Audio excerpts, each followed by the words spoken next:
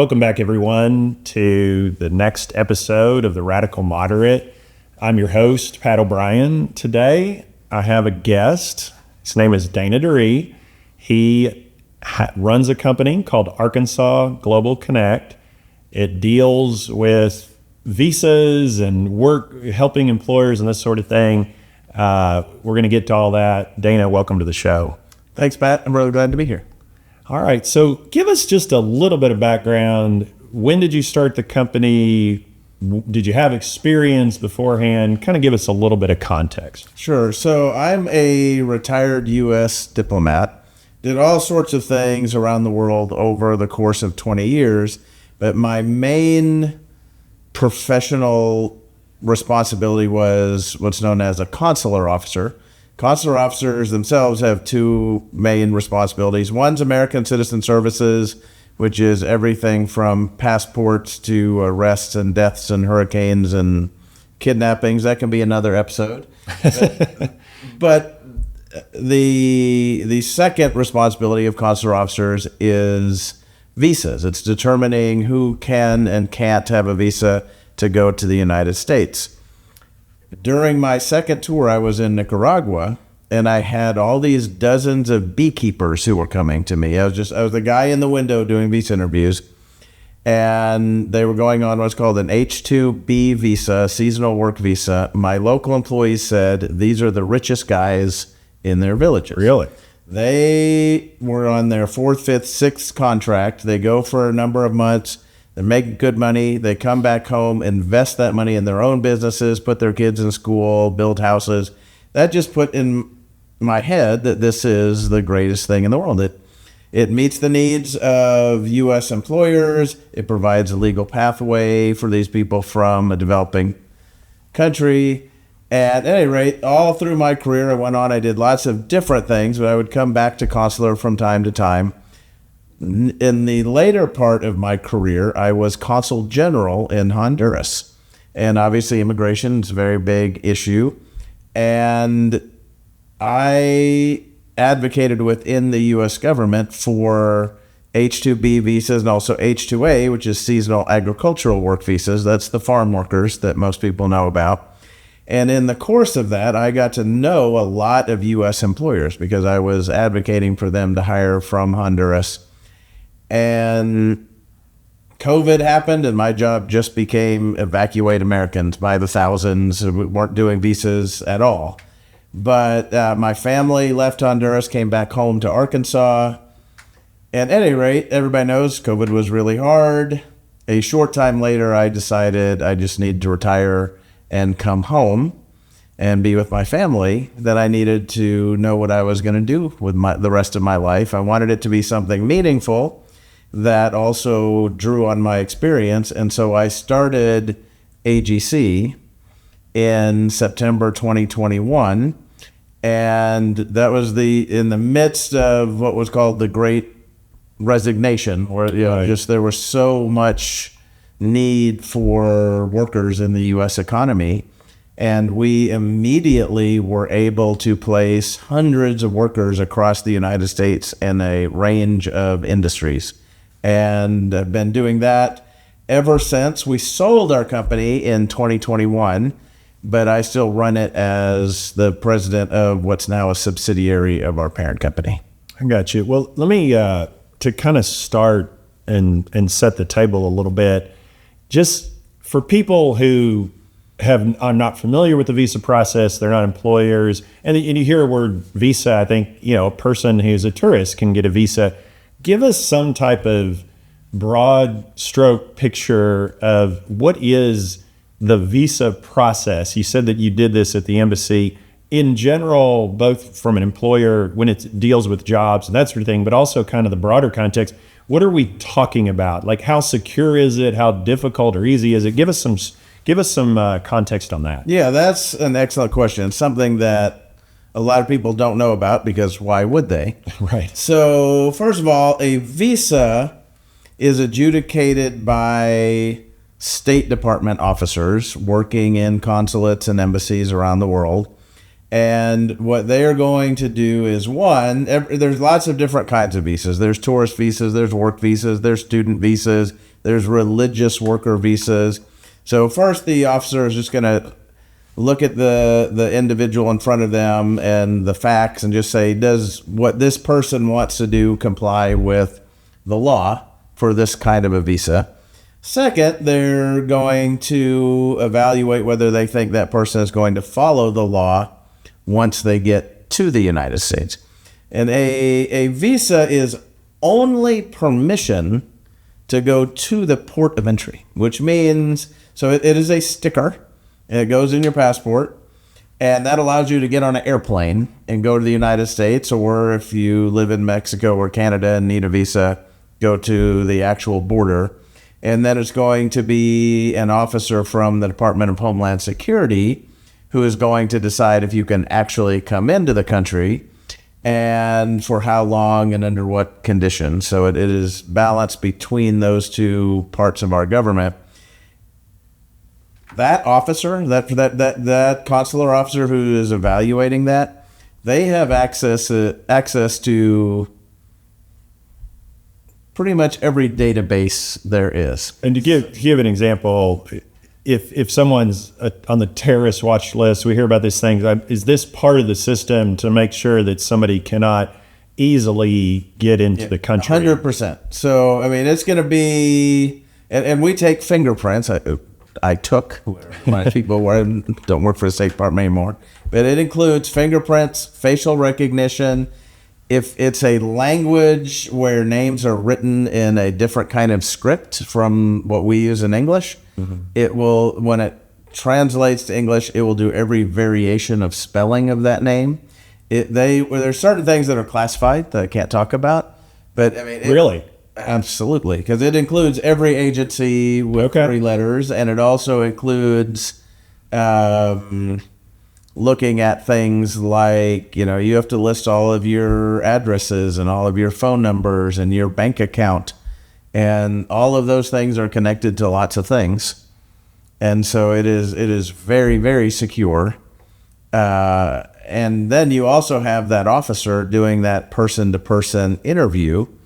And, I'll just give an example. One time early in my career when I was doing interviews, I had a guy who said he wanted to spend 2 months visiting his in-laws over Christmas. Okay. And the first thing I asked him was, "What's your in-laws? Is your wife going with you?" And he said, "No, she's staying home with the kids." And then I said, "What does your father-in-law do for a living?" He said, "He's a roofer." I did not need to be brilliant to deter. I don't know that I love my in-laws very, very much if they're watching, but I don't know of very many people who spend months with their in-laws without their spouse. And obviously, when the father-in-law is a roofer, is just pretty clear he was going to work, which you are not allowed to do on a tourist visa. And so that was a very easy denial for me, because he was. So, and actually, going back to one of your earlier questions, so the vast majority of visas that people come in on and apply for, it's what's called a B1, B2 tourist visa for tourism and business. And the consular officer's job is to apply the law. And the law it says every person who applies for a non-immigrant visa is to be considered an intending immigrant and therefore not qualified to receive the visa. Very interesting. And the only way to overcome that presumption is by having ties that are so strong to the place you're applying from that you are compelled to return. So that's when the officer is looking at bank records and jobs and where your family lives and just the what you are presenting as what you want to do and what your future holds and all of that. So they're both applying the law and the individual circumstances when they adjudicate. Well, I've traveled pretty extensively, certainly domestically, but I've had multiple international trips. In 2015, I went to Cuba. I kind of knew in general what a visa is. I think everything you just laid out takes it to another level, and I think it would for most people.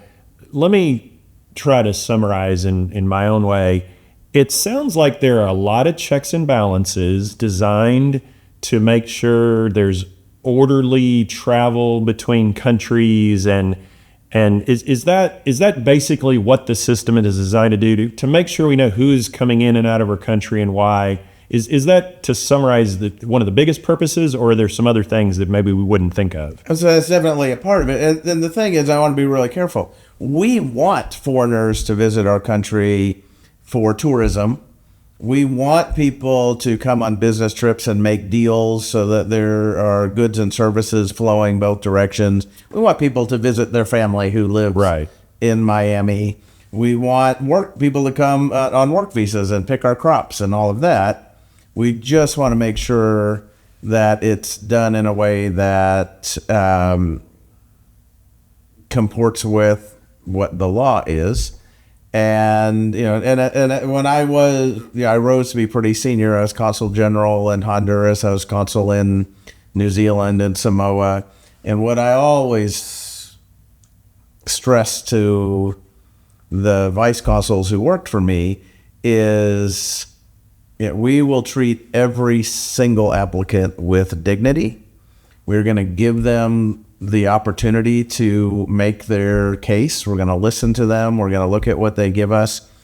And we're going to make sure that if somebody does comply with the law, that we are very, very welcoming. And at the same time, even if we think that the way the law is written would not allow us to issue this visa, we're still going to be very respectful to each of those individuals. And what I would always say, and have my folks say, is even if you're saying, I'm sorry, but today I can't issue you a visa, if your circumstances change, please come back.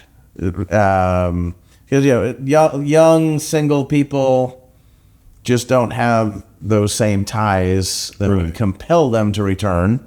But get a job, establish your family, and just it doesn't mean you can never come to our country. So one of the things I'd kind of like to bring up is we're taping in 2025, but if we were taping in 2015 or 2005, I think the same thing would be on people's minds. And that is, there's so much discussion of illegal immigration to the United States.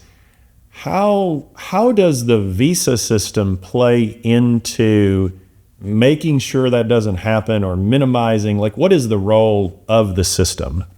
So, well, first of all, it's important to note, by the way, that I've been talking so far about non-immigrant visas. Okay. So those are people who are coming temporarily. There are also immigrant visas. Okay. Of which there's two types. There's family reunification and there's employment-based.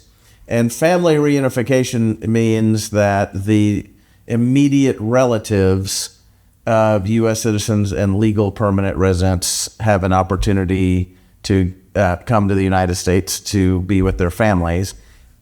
Parents, spouses, children, siblings have a way, if they have a U.S. citizen sponsor, to come to the United States.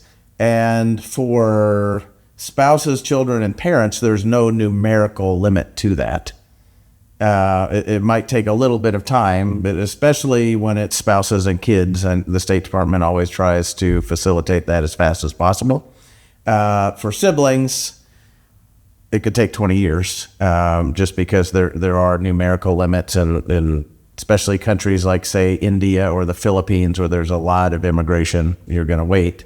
But there are those sorts of legal pathways. There's also employment-based, which could include executives of companies, people with special skills, professional athletes.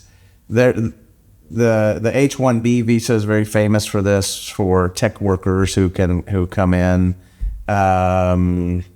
And so, I think, to answer your question, the purpose of all this is again, it often gets talked about as sort of like barriers, but there are legal pathways, both immigrant and non-immigrant.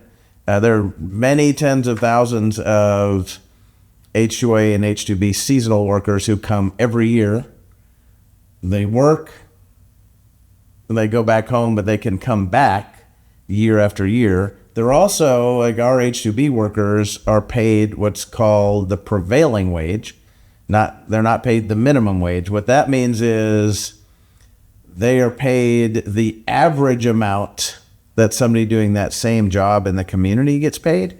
So they are not driving down U.S. wages, and they're also not being exploited as long as everybody's following the law, which obviously my company, we pride ourselves on being very ethical and following the law and treating our workers with a great deal of respect because they're the ones who make everything possible. But we also work very hard to make sure that our employer clients are compliant with the law and that they can document everything so that it's a good experience for them as well.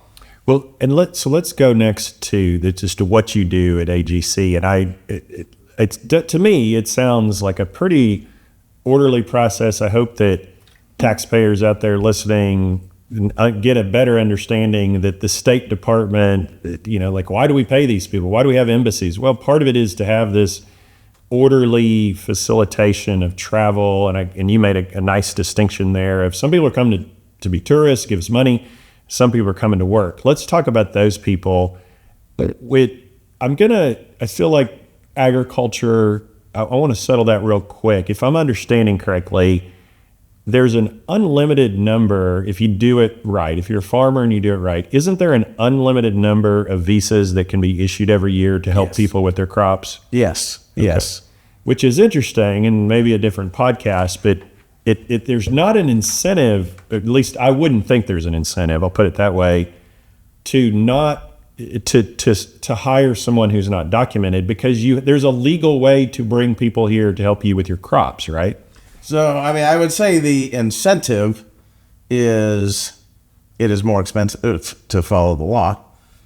Yeah. Well, yeah. But I guess, yes, great point. I guess if we're going to follow the law and try to have a good economic model, there is a pathway there. Correct. And I didn't even mean that facetiously. I think there are some people who they don't want to go through all of the processes that you have to in order to do it.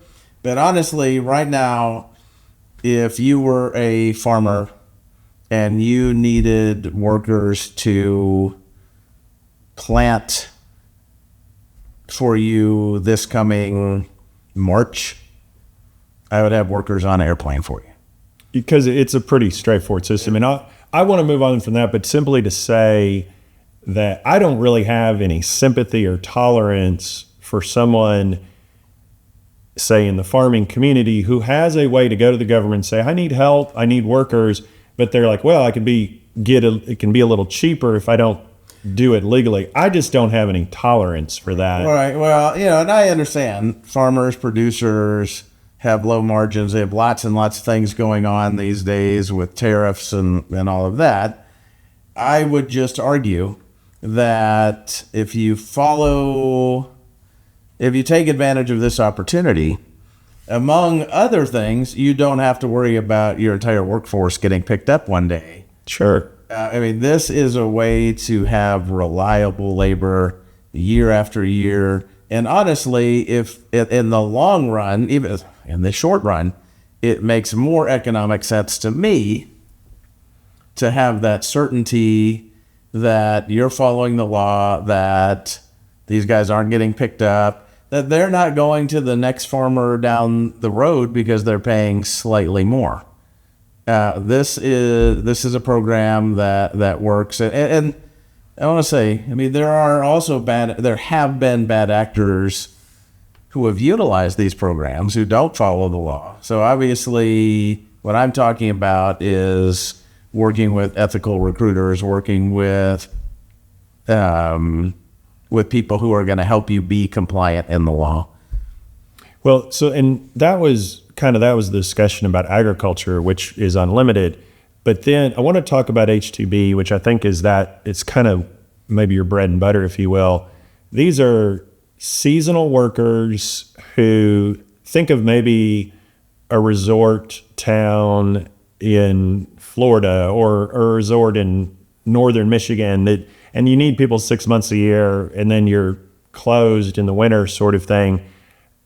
My first question is that also unlimited like agricultural visas, or are there caps on how many visas can be issued for seasonal workers? Yes. So for seasonal non-agricultural workers, H-2Bs, there is a limited number of those visas that are available. Under the law, it's 33,000 on October 1st, 33,000 on April 1st. Traditionally, presidents and Congress have added supplemental visas to that. For instance, returning workers, anybody who's had an H-2B for the previous 3 years, another 24,000 of those are made available. And then something that the last administration did is they added 20,000 additional supplemental visas, but only for people from a handful of countries that have had problems with immigration in the past, in order to provide a legal pathway. Because we recruit primarily from Honduras, although we have workers from all over the world, but primarily from Honduras, which is one of those countries. None of our employers have ever not been able to get visas. And we're right now advocating with the current administration that they continue that program or even expand it. So you've started this business, I think you said in 2021. In your professional opinion, there's caps on the number of visas. Do we need more visas? Would that be a good thing to help American businesses hire these seasonal workers? 100%. Yeah. Okay. I mean, the need in the U.S. economy is vastly more than the number of visas that are available. And remember, these are seasonal jobs. And so they are particularly difficult to find U.S. workers for. For instance, we staffed a poultry plant in northern Arkansas that in a very small community, and it was for 8 months a year. It is very unlikely that somebody is going to move from wherever in the United States to a small town, right, work 8 months of the year, and then be unemployed for 5 months waiting for the new busy season. And so we are not displacing any U.S. workers. As a matter of fact, the way the process works, every year, let's say you are planning to get your workers on an airplane on April 1st. If a qualified U.S. worker shows up 3 weeks before that, that American gets the job and not the foreign workers. So this program only exists because there just simply are not available U.S. workers. And it allows doors to stay open and companies to expand so that any American who wants to can have a job. But at the same time, the way that the system works, there's not enough of these visas, and it is very cumbersome for employers. We take a lot of that off of their shoulders, but there's a lot of room for reform, which we are advocating for all the time. Well, from the radical moderate perspective, you talked about how there is a supply of people that want to come here on a seasonal basis. They know they have to go back. There's a lot of demand for those jobs that are not good fits for American workers who don't need something to do the other 4 months of the year. And so you got supply and demand. And my position is the government's role should be to set rational rules to help make a market. And that's what your company does in terms of a business model, is to, I guess, to make it easier for the employer. I mean, I'm just sitting here thinking from my audience's standpoint, there's probably somebody listening saying, this is a fit for me, and I've never even heard of an H-2B. Do you run into that when you're talking to people? Oh, yeah. I was in Lincoln in southern Washington County today, speaking with a executive with a construction company. I was there for a totally different purpose, but he asked what I do, and I was explaining this, and he took my business card, because obviously that is a sector that traditionally has a hard time finding workers these days. Yeah, and I've talked in previous episodes about I think the solution to illegal immigration is having a better, more efficient, especially faster legal immigration system. So that's what your company does in turn. What your company does, to be clear, is you're helping businesses get people who are going to go home. They're going to come here from another country, work for some period of time, let's just say 10 months in a lot of instances. They're going to go home, and then there's upside there because I think you started earlier in the podcast saying some of the beekeepers were the richest guys in town. And so it sounds like a win-win. What barriers, as a business person, what barriers do you face? What would make this market even better? It sounds pretty rational. What would make it better? Is it as simple as we just need more visas, or are there other things that the government could do to help reform the system? I would say more visas is the most immediate positive thing that could happen. And so to back up just a little bit, the way it works is, let's say you have a company, you need workers, you need seasonal workers. First thing we're going to do is work with you to get you authorized by the Department of Labor to hire foreign workers. And they're going to look, are you indeed seasonal? Are you paying what you're supposed to pay, et cetera? Is it fair to say not everybody's going to qualify because not everybody's going to have a seasonal business? Not everybody's going to be seasonal. Not everybody is going to be able to pay the prevailing wage just for their own margins. But seasonality is one of the primary barriers. But that process with the Department of Labor is very intensive. We use attorneys for that. I would argue that if a company has been using the H-2B program well, they shouldn't have to repeat that process every year and the expense and time of it. They should be certified for 3 or 5 years so that they can save that effort, save that time. They make a big investment knowing that it's going to kind of pay off for a lengthy period of time. Yeah, because as it stands, they have to be reauthorized every year. That does sound cumbersome to the business. Look, we got a couple minutes left. This is great stuff, but I want to ask you a question, and I want you to think about somebody who's listening, and maybe they're not an employer, but they are very concerned about the security of our border and making sure that people who don't play by the rules are not in this country. Let's say it's an H-2B visa worker. They come here, but then they decide they had bad intentions, and then they leave the situation. Employer X that you were helping, they leave. Is there a way to find them, or what happens next? Are they just allowed to roam the country unfettered, or what's the process? So, well, first of all, I'll just brag on our company a little bit, and partly because I come from the background that I do, we are exceptionally careful with our vetting. We have over 97% retention. Wow. And what that means is, like, for that less than 3%, that includes people whose wife got sick and they went home. That includes people who the company decided they're just not a great fit and they went home. And that includes a very, very small number who abscond, who just leave, who take advantage of the situation. And what we do is we spend a lot of time with our candidates and workers emphasizing, if you follow these rules, you can come back year after year after year. And if you don't, what happens is you get your employer will tell their attorney, and the attorney will notify the Departments of Labor and Homeland Security, and then you're living outside of work authorization and authorization to be in the U.S., and that complicates your life in all the ways.